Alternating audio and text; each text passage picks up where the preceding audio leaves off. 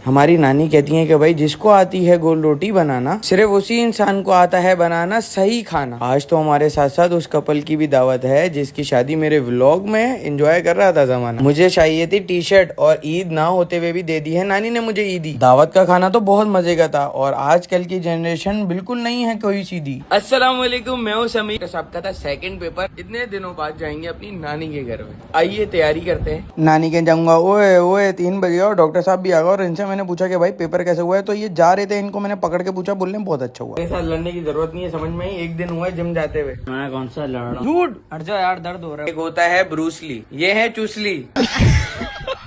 जल्दी से डॉक्टर साहब तैयार हो गए। मेरा डिसीजन पेंडिंग पे था लेकिन पेंडिंग नहीं रहा और मैं रेडी हो गया। फेवरेट वॉच निकाल के पहन ली और रेडी हो गया। तो आज हम काफी टाइम के बाद भाई नानी के घर पे जा रहे हैं। नानी को बड़ा अच्छा लगेगा देख के, क्योंकि हमने नानी को नहीं बताया है। पूरी फैमिली मिलके जा रही है तो मजा भी आएगा। सिस्टर भी रेडी, ब्रूसली चुसली भी रेडी और मम्मा भी रेडी है। मम्मा और डॉक्टर साहब को नीचे भेज दिया क्योंकि गाड़ी वेट नहीं कर सकती। फिर मैं नीचे उतर के गाड़ी में जल्दी से बैठ गया। काफी खूबसूरत वेदर के बाद नानी का घर आ गया। और ये पीछे कौन सी गाड़ी खड़ी है बता दो। बचपन से बड़े जितने भी हो जाओ यार, नानी के घर जाने की फीलिंग तो सेम ही रहती है हमेशा। नानी के फ्लोर पे आके सीधा घर के अंदर एंट्री मारी है, नानी से मिल ली है और वो खूब ही खुश हैं। नानी के साथ टेबल पे बैठ के शाम की रिफ्रेशमेंट कर ली और डॉक्टर साहब बिल्ली से खेले थे। 39,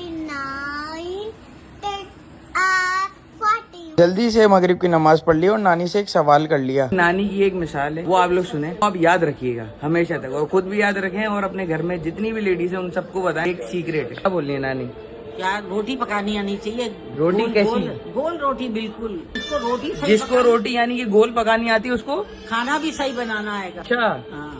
अब आप दिल बनाओ या कुछ भी, लेकिन गोल बनाना सीखो। घर से बाहर निकले डॉक्टर को लेके और सीधा मार्ट जाना था। 2-4 सामान लेके आने थे। वापस आते हुए हमें कजन मिल गया और हम लोगों ने सारा सामान खाने का लेके ऊपर पहुंचा दिया। मेहमानों के लिए तैयारी हुई। जैसे घर पे आए नानी ने ईदी दे दी, बोली ईद पे नहीं मिली थी ना इसलिए ले लो। हमने 500 रुपए पकड़े और सीधा मार्ट पहुंच गए क्योंकि मार्ट में 500 रुपए की शर्ट मिल रही थी। खरीद ली फटाफट और एक्सप्लोर किया कि कुछ ना कुछ सस्ता मिल जाए, लेकिन फिर वापस आ गए। शॉपिंग भी कर ली। हाँ, बेस्ट फ्रेंड मिल गए। जिस कजन की अभी हमारी शादी हुई थी ना, हम लोग इत्तेफाकन उस दिन आए जिस दिन उनकी दावत यहाँ पे। अब पता लगा था तैयारियां क्यों हुई थी। सासू माँ अपने दामाद के पास खड़ी हुई हैं और कपल यहाँ पे रेडी है माशाल्लाह। नानी ने ऑर्डर दिया, सीधा ऊपर जाओ, चलो सबके साथ बैठ के खाना खाओ। तो फटाफट से हमने प्लेट बनाई और खाना खाना शुरू कर दिया क्योंकि खाना वाकई बड़ा टेस्टी था यार। दुल्हन माशाल्लाह खुश हो गई और नानी मॉनिटर कर रही है कि भाई किसने मेरे हाथ का बनाया हुआ जर्दा खाया या नहीं खाया। मीठा खा के हमने डिनर को एंड किया और नीचे आ गए और ये देखें बच्चों के साथ खेला जा रहा है।